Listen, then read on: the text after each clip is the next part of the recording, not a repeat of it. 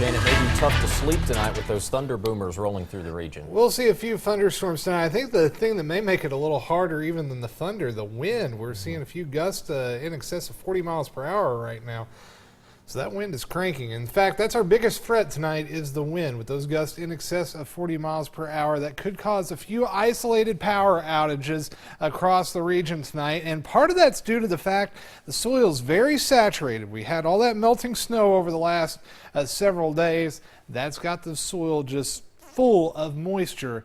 And with a little bit of a strong breeze, that could knock those trees right over. Also, low risk of flooding tonight. But the good news, we've taken the hail and the tornado risk out of the picture. Pinpoint Doppler showing a few showers back towards the Cumberland Valley.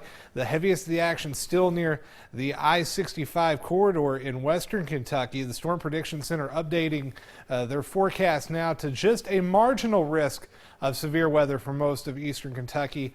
That slight risk over west of I-75. But the bottom line tonight, the severe chances not looking as good as they were earlier.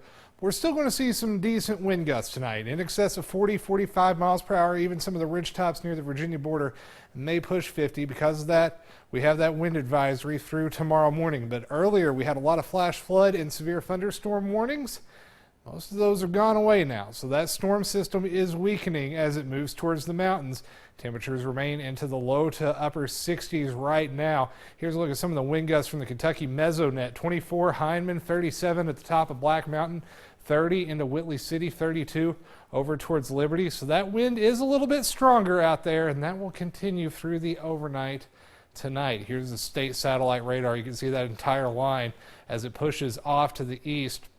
Most of it will arrive here in eastern Kentucky after about 2 or 3 o'clock in the morning. Should be near the I-75 corridor around 2 a.m. Eventually, it'll work its way towards the Highway 23 corridor by about 5:30 or 6 o'clock in the morning. So we're looking at 2 a.m. to about 6 a.m.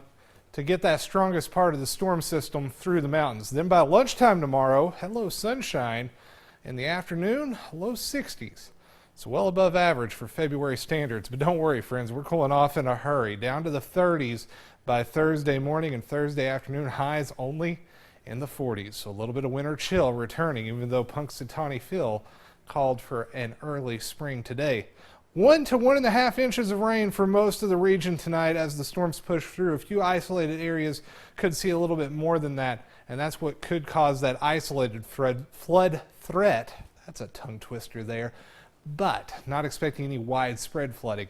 What I am expecting widespread, strong wind gust with those gusts upwards of around 40 miles per hour till that squall line pushes through. Then we'll be back down into the 20 mile per hour range. So bottom line, a medium threat for the heavy rain and wind gusts tonight, a low threat of flooding. There will be some impacts on the morning commute. Folks need to take it easy for that.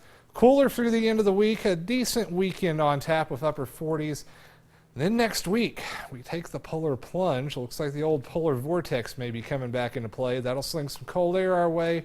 A few chances of wintry precipitation. One of our least favorite phrases around here, polar vortex. Yes, sir. Shane, thanks. Coming up next, Whitney, Creech, and Jenkins on the road tonight at Paintsville. A record-breaking night as Creech goes for the